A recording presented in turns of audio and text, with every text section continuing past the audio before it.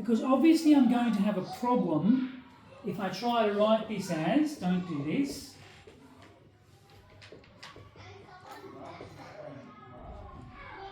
it's going to fail if I try to do that. Doesn't work. Because the two linear factors are not distinct. They're the same, they're not different. Well, why wouldn't it work if they were the same? Well, this is just going to be a plus b, and I don't get an x here. I get it. There's no way to get an x here. Yeah. So there's a trick. And the trick is to do that. Now, you, year 11s, do not have to do this because the new syllabus specifically says distinct linear factors. And you just expand this out. So I'm going to get 3x minus 4 is a 3x plus 1 plus b, both over 3x plus 1 squared.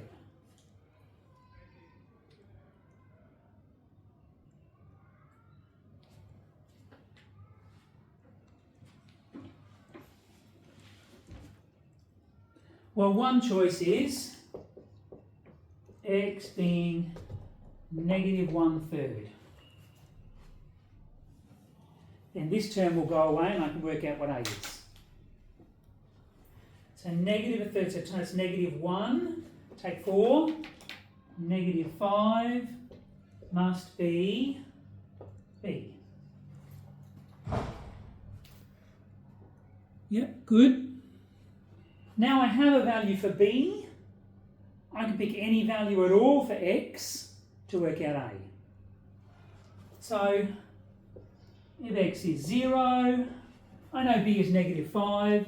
That means negative 4 must be, x is 0, so that's 1a minus 5.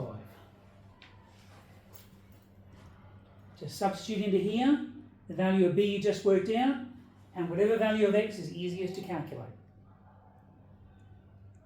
Negative 4, 1 times a, take 5. Which means a is 1.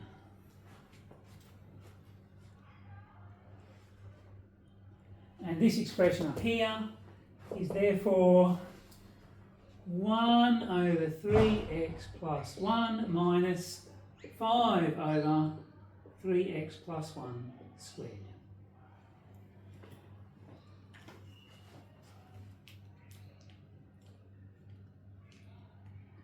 So again, year 11s, you don't have to be able to do this on the exam, but it's worth knowing what to do if you ever see something like this.